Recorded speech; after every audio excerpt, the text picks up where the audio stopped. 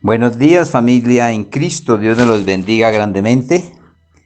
Qué rico poder nuevamente estar en la presencia de nuestro Dios para darle alabanza, honra y gloria con la presentación temprana hora, buscándole y sabiendo que a través de la palabra vamos a ser hoy también bendecidos, ya que tenemos un tema muy importante sobre las 9 formas de pecar y que ya hemos avanzado en algunas de estas formas. Y la primera que vimos de palabra, segunda de obra, tercera de pensamiento, que es en la misma que estamos, porque esta de pensamiento, recuerde que ya miramos que tiene desde la letra A hasta la O. Son 20 formas o maneras más que están en esta forma de pensamiento, de pecado de pensamiento. Y en ella ya vimos la parte A, que es a través también de la mentira, y la B, que es a través de la lascivia, como también la C, que es por medio de la codicia, que fue el tema anterior. Y hoy nos disponemos a mirar sobre, en la misma letra C, que está la codicia y está la envidia, en este mismo orden. Así que esta envidia es la tristeza o pesar del bien ajeno.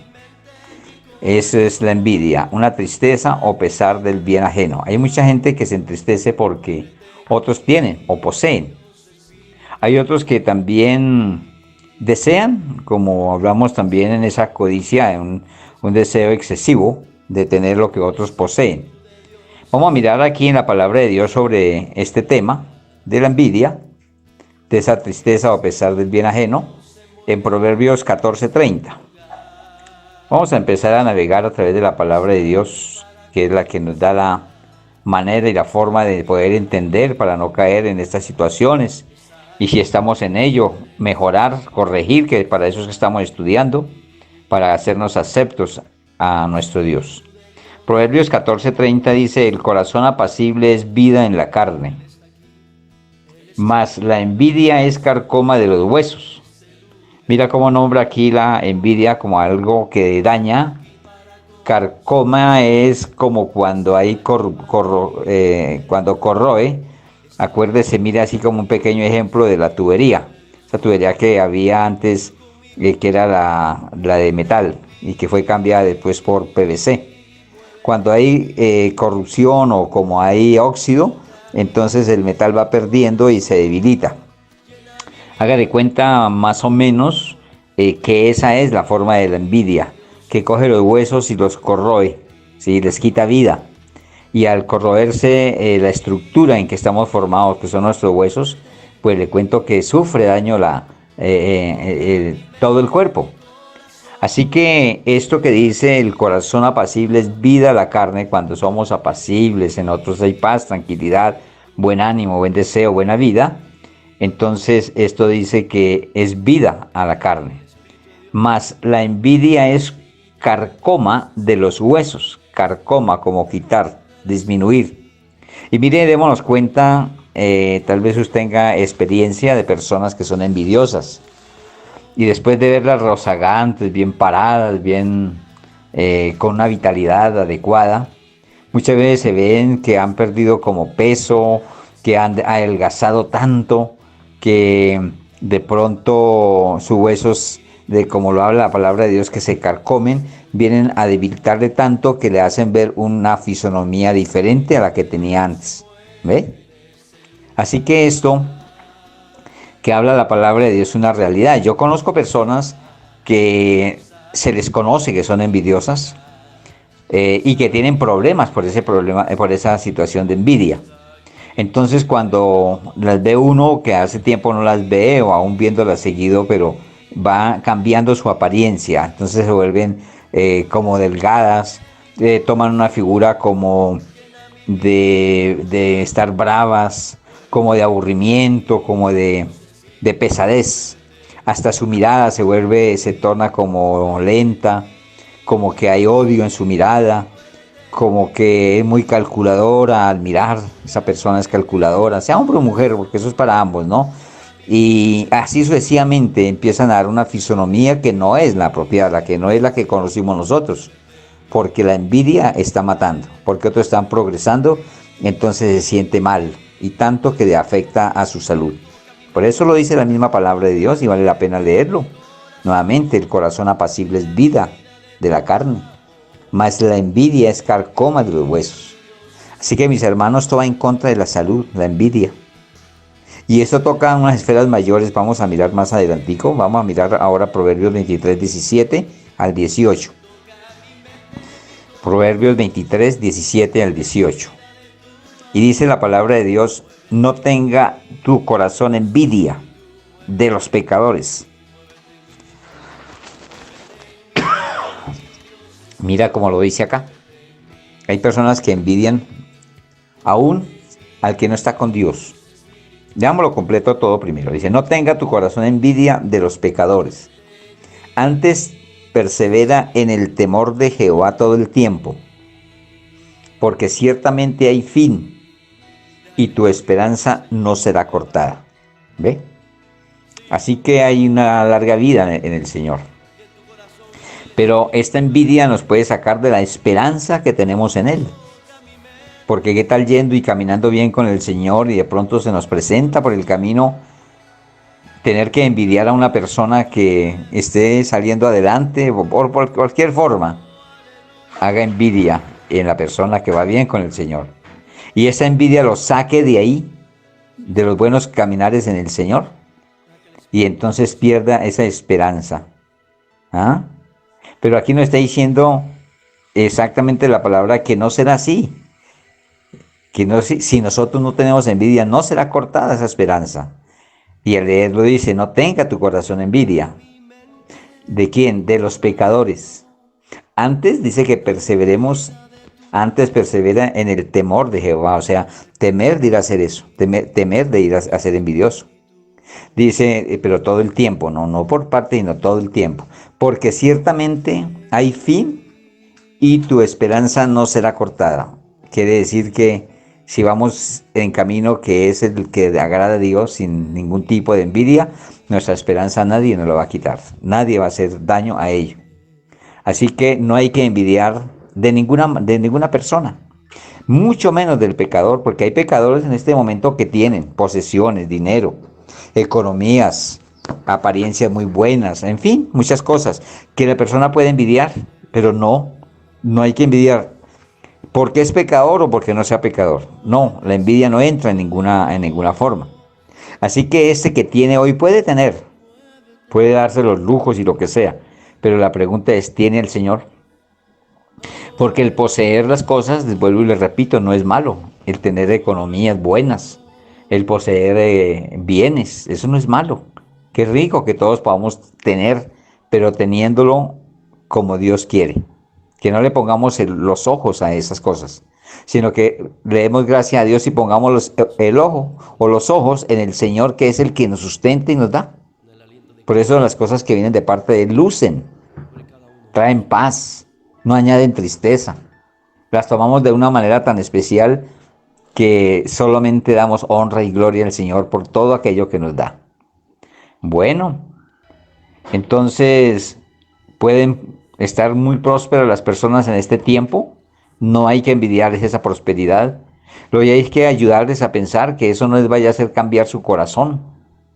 Porque las cosas de riquezas y esto dañan el corazón de los hombres. Entonces más bien ayudarlos para que no interesando que tengan riquezas puedan también alabar y bendecir y glorificar al quien les dio la bendición. Miremos lo que dice ahora Proverbios 27:4. Mira que estamos leyendo en el libro de Proverbios muchas citas que van con la envidia. Y dice Proverbios 27:4 sobre la envidia: cruel es la ira. Y mira, aquí habla de un pecado, la ira. E impetuoso el furor. Mas ¿quién podrá sostenerse delante de la envidia? Si detallan esto, hermanos. Hay muchos pecados.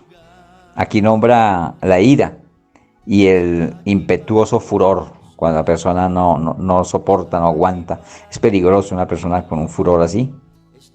Pero aquí habla de que quién podrá sostenerse ante la envidia. Y mira que la envidia es un pecado silencioso. Esa envidia uno incluso ni la puede darse cuenta de que le tiene envidia. Muchas personas andamos por ahí Y créame que hay muchos que nos tienen envidia, pero eso es silencioso, uno ni se da cuenta de esas cosas.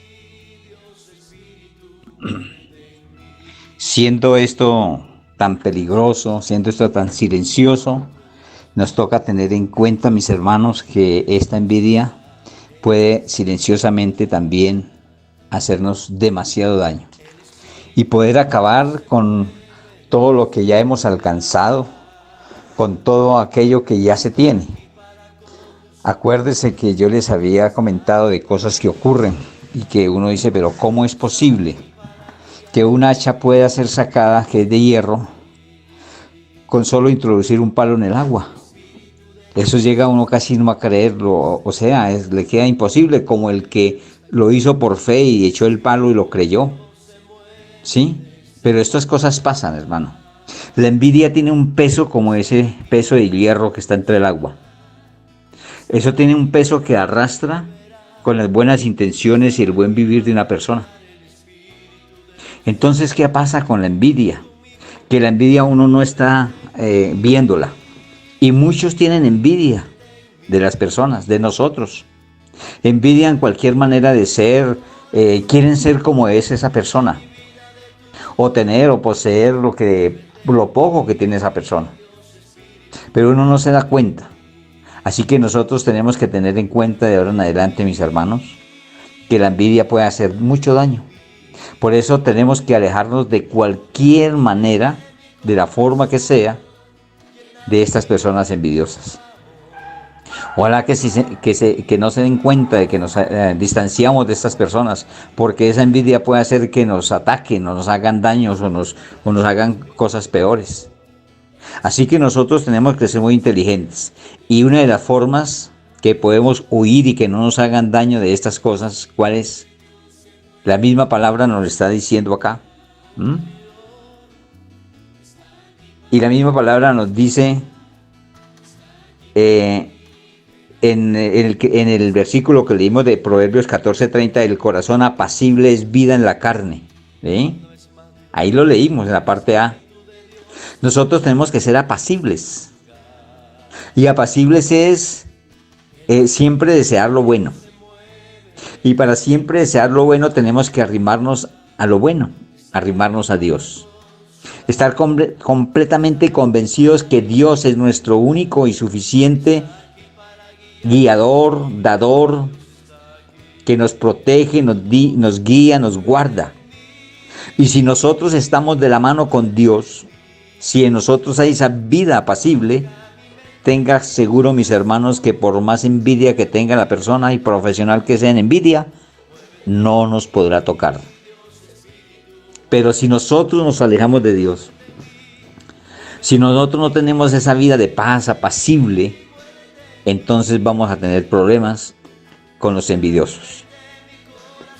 Hermanos, la palabra de Dios es para mirarla, para inquirirla, para hacer que nosotros hagamos de ella un buen propósito para nuestra vida. Porque es clara la palabra y lo acabamos de leer.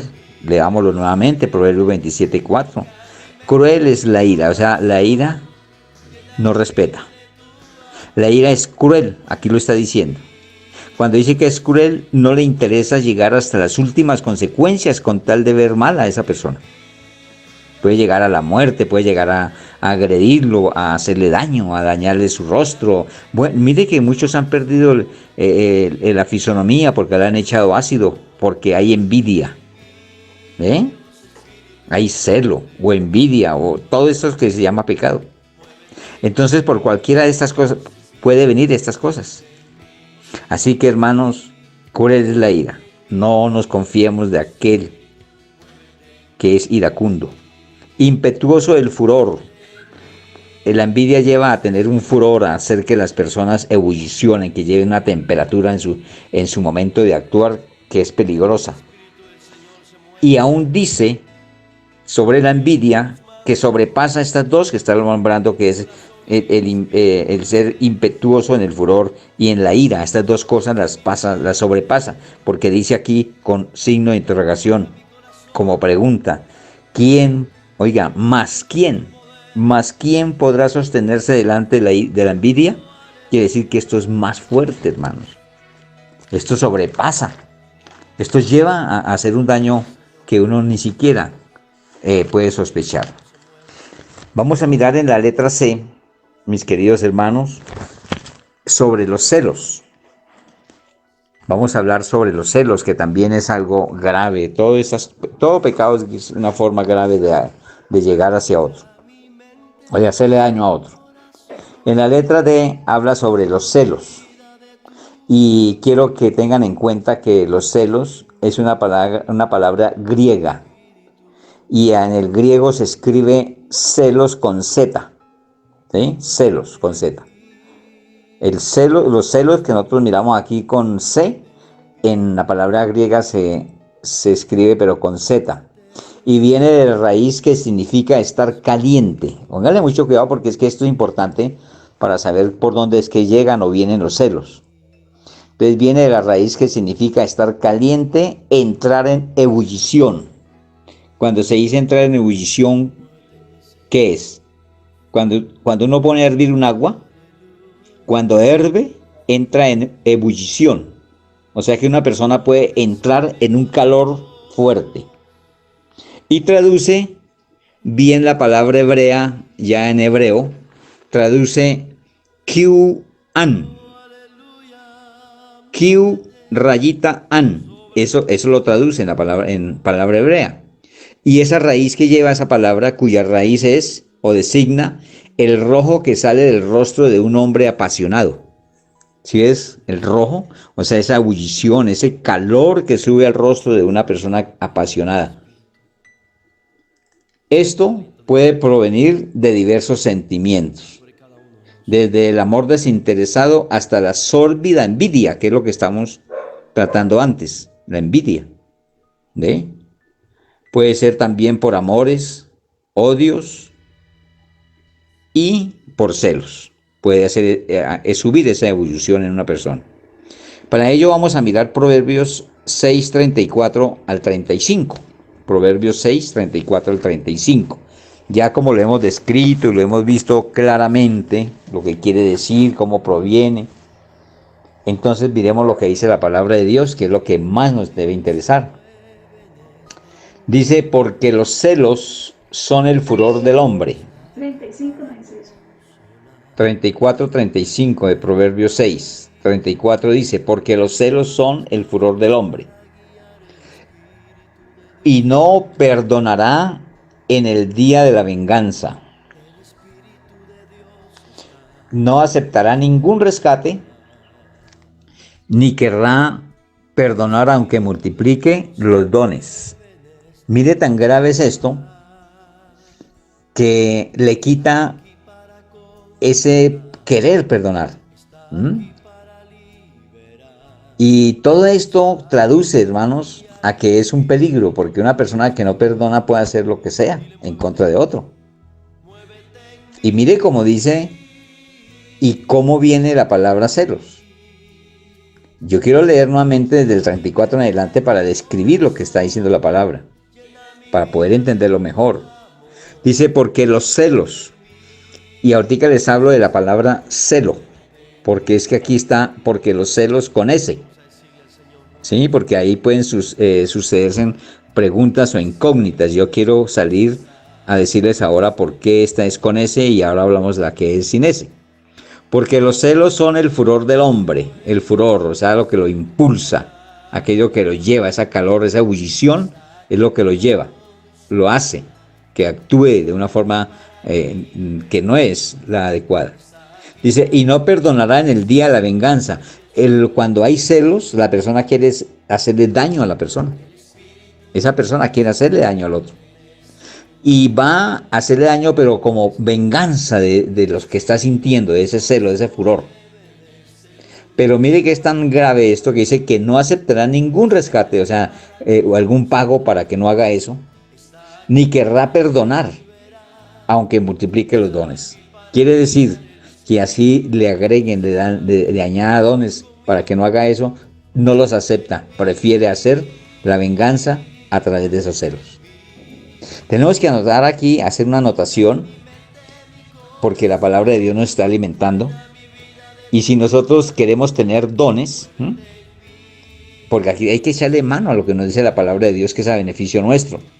Cuando dice que no aceptará ningún rescate, ni querrá perdonar aunque multiplique los dones, traducimos también, mirándola de atrás hacia adelante la palabra, esta nota: perdona y obtendrás dones. Así que si nosotros miramos esta partecita, la podemos pasar a nuestro bien, la podemos pasar a nuestro favor. Así que si hay alguna manera de ir a perdonar a alguien, que le demos el perdón, hágalo, hermanos. Hagámoslo prontamente. ¿Por qué motivo? Porque haciéndolo, Dios añade dones a aquel que perdona. Mire que hasta eso sacamos provecho. Bueno, mis hermanos, cuando yo les dije la palabra celo, pueden existir algunos, porque ya esa pregunta ya me la han hecho mucho. Bueno, si los celos son pecados, ¿por qué Jesús tuvo celos? Ahí dice que tuvo celos y lo sacó del templo a látigo. Pero es que como hay que saber leer. Por eso hay que tener en cuenta la lectura de cómo está escrito. Cuando hay una puntuación, una punto y coma, una coma, interrogación, una admiración, todo eso hay que conocerlo, hermano. Porque muchas veces empezamos a hablar con cosas que no son. Y cuando han leído y me han dicho que por qué Jesús tuvo celos, si es pecado, entonces él pecó. No, él no tuvo celos. Él no tuvo celos. Lo que él tuvo fue celo, sin ese. Celo de la casa de Dios. Un celo como el que tú sientes cuando alguien hace algo inapropiado en el templo. Cuando los niños corren por el púlpito y casi tumban el atril y están haciendo un poco de cosas ahí porque son niños y ellos no alcanzan pronto a tener esa condición de respeto o porque no se les ha enseñado, porque la deben de tener. Entonces hay personas que sienten celo. Oiga, celo, no celos. Acuérdate que hablamos como de, vienen ¿por qué? Por amores desinteresados y un poco de cosas, sentimientos raros. Esto no es un sentimiento de esa forma. Esto es un celo porque están haciendo algo inapropiado en la casa donde se alaba y se bendice y se glorifica el nombre de Dios. Por eso Jesús tuvo celo, no celos, tuvo celo de que allí estaban los cambistas cobrando rating o interés por las monedas que cambiaban, porque llegaban de otras nacionalidades con billetes o monedas de otra nación y no podían comprar con ella. Entonces tenían que cambiarla. Y al cambiarla les quitaban un interés muy caro, hermanos. Estaban haciendo mercadería allá en el templo, en la casa de Dios. Otros estaban vendiendo bueyes y palomas y bien costosas para que pudieran sacrificarlas. Imagínense, él cuando ve eso, por eso les vuelca las mesas y le echa el látigo, lo saca de allí, porque sintió celo por la casa de Dios. Hay una gran diferencia. Hacerlo y a celos. Y no lo hace sino una vez. Por eso es importante el buen ámbito de la lectura. Así que, hermanos, sigamos mirando sobre los celos en primera carta a los Corintios 3:3. Y mira cómo nombra aquí a los que tienen los celos. De aquí seguimos hablando de los celos con ese. Dice 1 Corintios 3:3, porque aún sois carnales, pues habiendo entre vosotros celos, vea, ya es con ese, contiendas y disensiones, ¿no sois carnales y andáis como hombres? Hermanos, este versículo tiene mucha tela que cortar. Vamos a tratar, mis hermanos, de mirarlo para que lo comprendamos. Aunque habla de celos, tiene otras cosas que nos ayudan. Dice así, porque aún sois carnales. Acuérdense cuando estudiamos el primer hombre que estaba en la carne, o que están, todos los que están en el primer nacimiento están siendo carnales, porque son nacidos de carne, de voluntad de varón, de papá y de mamá. O sea, son carnales. Y en ese estado se pueden cometer cualquier tipo de errores y pecados, porque están en la carne, no están en el espíritu. Por eso es que habla así la palabra de Dios. Y explica por qué. Dice, pues habiendo entre vosotros celos, es que en un hombre que es espíritu no pueden haber celos. Todo eso ya no tiene que estar en el hombre nacido de nuevo. ¿Mm? Pero dice también contiendas, o sea, peleas, disgustos. También dice, y disensiones, acuerden que habíamos estudiado y la palabra disensiones habla de división, disensiones entre las personas. Y dice la pregunta, si esto hay entre vosotros, dice, ¿no sois carnales? ¿Y andáis como hombres? No están andando como espíritu. Si nosotros somos buenos entendedores, que es lo que nosotros hemos pedido al Señor, inteligencia y sabiduría, nos damos cuenta que si hemos nacido de nuevo o estamos, o algunos que están en ese andar de querer nacer de nuevo, ¿cómo se llama el estar llegando allá? Cuando no hemos llegado, estamos en ese propósito. ¿Proceso? Exactamente, en ese proceso, esa es la palabra indicada.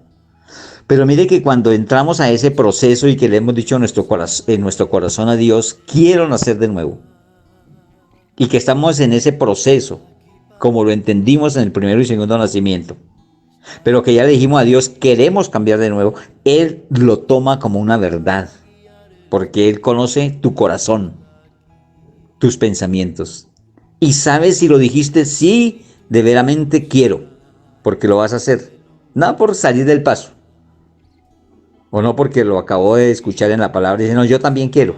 Muchos han querido, pero no han podido.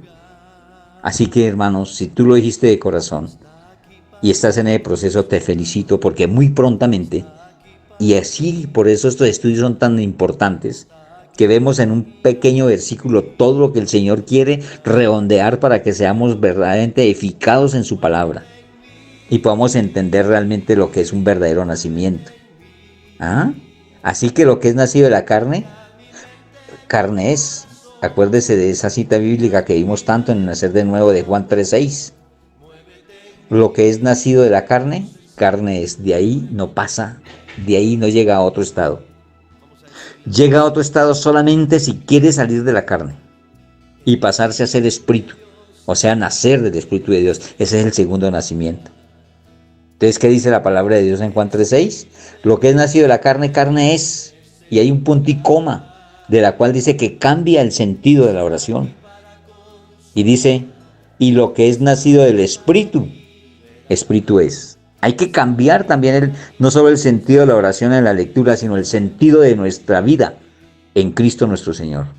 Tenemos que ponerle el sentido de que ya no somos carne, sino ponerle ese punto y coma y pasar a otro tipo de relación con Dios, de ser espíritu con Dios. Vea lo hermoso de la palabra, cómo nos deleita y cómo nos hace poder entender cada día más ese nacimiento de nuevo. Vamos a pasar, hermanos, a la letra E. Acuerde que estamos viendo la misma forma de pecar que es el de pensamiento. Y mire cómo abarca, ya vamos hasta la letra E. Y falta hasta la letra O. Y a veces nosotros pasamos por todo esto y ni nos damos cuenta. Y resultamos que estamos con celos, con orgullo, con vanidades, con un poco de cosas. Y ni siquiera nos hemos dado cuenta de ello porque nos hace falta esta relación con Dios, este estudio de su palabra. Y no es que lo estemos sacando de por ahí de alguna revista. No, hermano, está de la palabra de Dios. Para que podamos así presentarnos como hombres espíritu, hombres nacidos de nuevo. Mira que cuando terminamos estas formas de pecar, tú vas a quedar muy agradecido con el Señor, que va a hacer de tu vida una vida totalmente, que ha dado pasos agigantados para nacer de nuevo. La palabra E va a hablar de orgullo o soberbia. Orgullo o soberbia. Y tú has visto y sabes qué es eso. Yo creo que tú has estado al pie de una persona orgullosa. ¿Cierto que es tan molesto eso? No hay cosa más maluca sentirse uno al lado o sentarse uno al lado de una persona orgullosa. Y eso es molesto. Ahora, si es soberbia, ¿cuánto más? Y de eso va a hablar. Esta letra E habla sobre el orgullo y la soberbia. Y ese orgullo y esa soberbia es un deseo o pretensión de superioridad ante los demás. Vea. Junto a un rechazo de sentimiento a Dios. Porque el que es orgulloso o es soberbio no quiere saber de Dios. se cree autosuficiente, lo tiene todo, por él es que se hacen las cosas.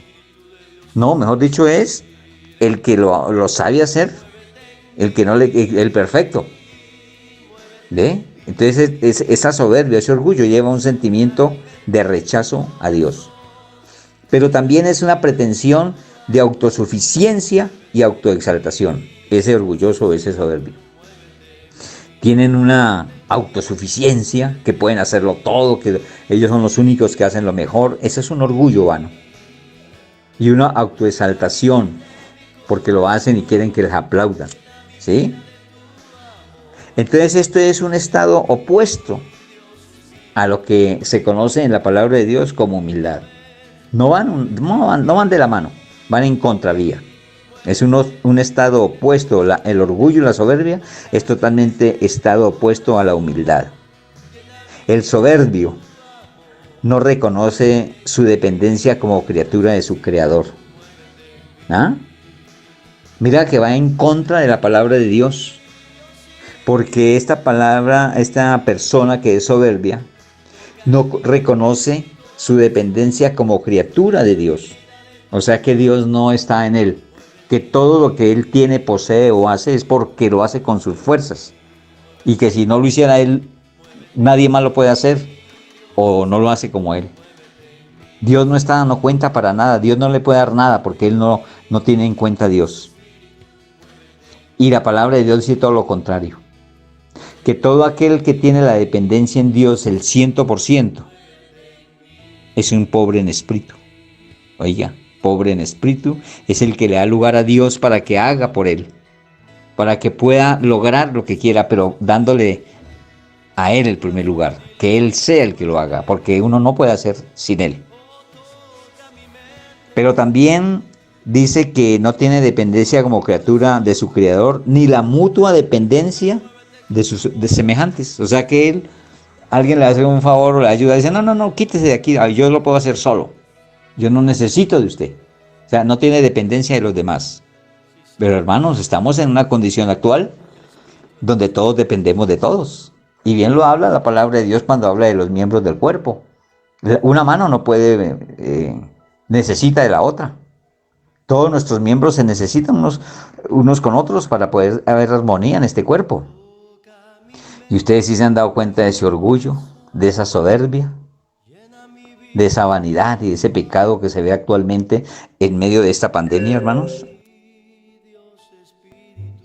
Pues en esta pandemia hemos visto, hermanos, cómo se discriminan a los doctores, a las doctoras, al personal médico, enfermeras, a todos aquellos que nos ayudan en la salud y que sin ellos, ¿cómo sería este mundo, hermanos, que no tuviéramos acceso a alguien que nos ayudara en esta parte de la salud, para con estos virus, para con todas las enfermedades que se han presentado? Porque este no es el primer virus que tenemos, hermanos. Afortunadamente y gracias a los médicos y a los científicos y a todos los que tienen que ver con la salud, hemos salido de muchos virus y de muchas pandemias y de muchas situaciones de riesgo en la salud de las personas. Hay que darle gracias a Dios porque dio esa ciencia, dio el salir de muchas personas que incluso amen una carrera que es un poco como complicada, es difícil, aparte que es costosa y que exige tanto. Estos muchachos que salen de la universidad ni comen ni duermen por estar pasando esas áreas de estudio tan largas y tan difíciles para que hoy en día los discriminen y quieran atentar contra su vida. ¿Ves? Hay personas que piensan que no tenemos dependencia de ellos y están muy equivocados. ¿Cuánto más deberíamos de cuidarlos? No solo aplaudirlos, esos aplausos, bueno, eso lleva un sentimiento, ¿cierto?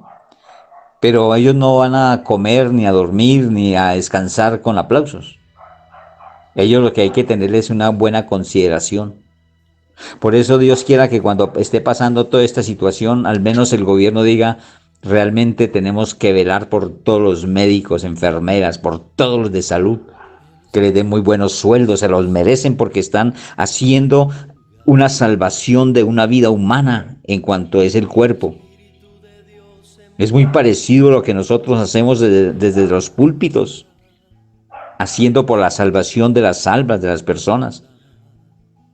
una carrera que también lleva bastante que vérsele. Pero bueno, estamos hablando de lo físico. Estos hombres y mujeres que son entregadas y que tienen que ir a atender a muchos pacientes contagiados incluso, que saben que tienen contagio y que van al riesgo de su vida y que después tienen que llegar a su casa, de pronto abrazar a sus hijos, a su familia y que puedan llevar ese contagio. Mire, nadie está haciendo cuenta de eso. O no digo nadie, una gran parte lo está despreciando. Así que mis hermanos, todos nos necesitamos. Y yo quiero que esto esté bien anotado, lo que voy a decir, mis hermanos. Por favor, anótenlo en su corazón, porque voy a hablarles de algo que viene. No se lo voy a dar, no voy a dar la profecía clara. Le voy a dar únicamente unos indicios que tenemos que tener en cuenta que viene a colación con esto que estamos hablando, de que nos necesitamos unos a otros. Miren, mis hermanos, permítame salirme un poquitito del ámbito de lo que estoy llevando como es esta palabra de orgullo y soberbia, para decirle de que muchos piensan que no necesitan del campesino. Hay muchas personas que desprecian al campesino de una manera impresionante. Yo me he dado cuenta personalmente y tengo personas a mi lado que han sido discriminados porque son campesinos y que han visto y que hemos visto cómo desprecian al campesino.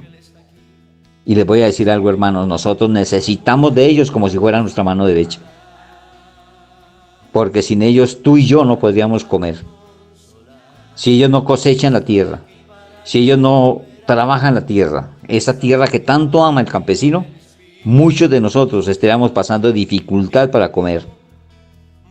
¿Ves? En este momento hay que tener en cuenta al médico en gran manera, amarlo, cuidarlo, qué sé yo, hacer lo más que se pueda para que ellos estén bien, porque si ellos están bien, van a ser bien hacia nosotros y a nuestras familias. Y si nosotros cuidamos al campesino, vamos a tener seguridad de tener siempre el alimento. Porque quiero, hermanos, decirles que dentro de muy poco tiempo va a pasar lo que está pasando, eso va a suceder, que va a pasar. Pero ¿qué viene después? Y muchos salen a golpear las cacerolas y las ollas, sin saber qué es eso, sin saber que están llamando el hambre, la hambruna. Pero mis hermanos tendrán que darse cuenta un poquito tarde, pero se van a dar cuenta de que lo que hicieron, de pegarle a esa olla, a esa cacerola, no están haciendo sino otra cosa que maldecir a las naciones, con hambre, con hambruna. Y eso es lo que viene después de esto, hermanos. Así que clamemos por estos campesinos, que no se vayan a cansar de amar la tierra y de cosechar fruto, porque ese fruto nos va a hacer falta dentro de muy poco tiempo, hermanos. Y vamos a estar en un grave inconveniente que si tú no te apersonas a guardar desde ahora para más tarde, ¿qué será de nosotros? Mis hermanos, por favor, grábelo en su mente y en su corazón. Lo que te estoy diciendo en este momento, no sé por qué hice este cambio de orientación en la palabra, pero sé que tiene que ser por algo que Dios quiere decirte. Por favor, empiece a guardar. Los enlatados van a escasear. Estados Unidos está cerrando sus comercios porque está en peligro. Así que si ellos que mandan la mayor parte de enlatados cierran, cuénteme qué vas a poder guardar con harto tiempo, porque todo se dañaría. Empiece a percibirse de enlatados, de cosas que vas a necesitar durante varios meses adelante, y que si lo logras conseguir va a ser con oro, porque ya el dinero no alcanza. Y va a haber dinero, pero no va a haber es que comprar. Se va a llegar a cabo la palabra que está escrito, que el dinero estorba y va a ser botado a la calle porque no sirve para comprar. Mis hermanos, por favor, el campesino, tenemos que amarlo y cuidarlo. Y no le digamos, véngase para la ciudad, camine, allí puede conseguir también su vida. No, hermanos, pensemos realmente con coherencia. Necesitamos los campesinos que labren la tierra. Nosotros como citadinos no lo estamos haciendo. En la ciudad no podemos hacerlo en la manera como ellos lo pueden hacer en sus eras grandes, en sus territorios grandes. Aquí si sembramos una matica nos darían 2 o 3 granitos, hermano. Allá sacamos toneladas de los campos. Así que mis hermanos, pensemos que esos miembros también los necesitamos, como si fueran miembros de nuestro propio cuerpo. Todos dependemos unos de otros, no somos islas o solitarios. Y cuando hay orgullo y cuando hay soberbia, esto ocurre, que se desprecie al que nos da la oportunidad de comer, al campesino. Y despreciamos al que hace por nosotros en la salud, como son los médicos y enfermeras y todos aquellos que en la salud hacen todo para el bienestar nuestro y de nuestra familia. Ese orgullo, esa vanidad, esa soberbia tiene que desaparecer, hermanos, porque esto no lo aprueba Dios. El orgullo y la soberbia es un pecado atroz. Oiga, un pecado atroz. Vamos a mirar lo que dice Marcos, el Evangelio según Marcos, en el capítulo 7, versículo 22. Y dice así la palabra de Dios. Y mire todo lo que nombra. Aquí de entre ellos ya hemos estudiado varios. Y que no debemos de tener esto en nosotros si hemos nacido de Dios o estamos en el proceso de nacer de nuevo. Dice así, los hurtos, ya sabemos qué es eso y ya hemos estudiado sobre eso. Las avaricias, acabamos de tocarla hace poquitico. Las maldades que encierra todo esto y mucho más. El engaño. La lascivia que la vimos hace poco. La envidia que lo empezamos a ver desde hoy. La maledicencia, que es las malas palabras corrompidas de la boca. La soberbia, llegamos al punto que estamos estudiando. La soberbia, pero agrega la insensatez. Todas estas maldades, o sea que la soberbia es una maldad. ¿Ves? Ahí lo está diciendo la palabra de Dios. Todas estas maldades de dentro salen y contaminan al hombre. Cuando dicen que sale dentro están en el corazón. ¿Ves? Dios amado y Padre Santo, gracias te damos en esta hora, porque tú nos has permitido, amado Rey, avanzar en este estudio. Y aunque por plenura de tiempo, Señor, lo hemos tenido que cortar, te doy gracias, Señor, porque sé que tú nos has hablado de muchas cosas importantes que tenemos que tener en cuenta para presentarnos delante de ti, Señor, como tú lo requieres en tu palabra. Por ello te doy a ti la honra y la gloria. Y pido, mis hermanos, que revisemos todo esto que estamos escuchando a través de la palabra de Dios, para que sea bien para nuestra vida y podamos así mirar en estas 9 formas de pecar, que ya no estemos andando en estas formas y que evitemos de estar delante del Señor haciendo cosas que no convienen. Yo te pido, Señor, la inteligencia y sabiduría para cada uno de mis hermanos, en el nombre de tu Hijo amado Jesús. Amén.